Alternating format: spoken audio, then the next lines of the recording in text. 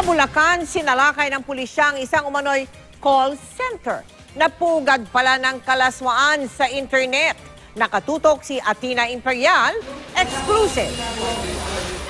Pasok ka na walang ginagawa, ba't yung pasok ka na Alas 12 kaninang madaling araw nang salakayin ng PNP Anti-Cybercrime Group ang umano'y pugad ng cybersex operation sa Barangay San Martin, Sapang Palay. Dito nag-oopisina ang Jaira Online Marketing Services Incorporated at ang 21 empleyado nito. Wala naman nag-uhubad dito eh. Mukha ba akong nagsa-cybersex? Pero ano pong ginagawa dito, sir?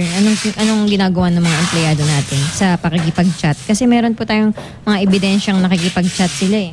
Tanungin niyo lang ho yung abogado namin. Ayon sa mga empleyado, call center daw ang kanilang pinasukan. Pero aminado sila na sa kanilang pakikipag-online chat sa kanilang mga parokyano ay gumagamit sila ng ibang pangalan at larawan ng mga sexing babae. Kinukumbinsi raw nila ang mga kachat na magbayad ng membership fee sa kanilang website. Parang may kipag-meet ka sa kanya, pero bago ka makipag-meet, kailangan kukuha muna siya ng security ID. Ganon, parang papapilapan mo siya.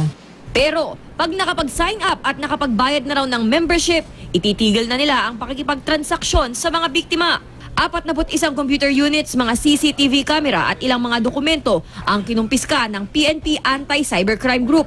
Naharap sa reklamong paglabag sa RA 1175 o Cybercrime Prevention Act of 2012 ang mga suspect. Athena Imperial, nakatutok, 24 oras.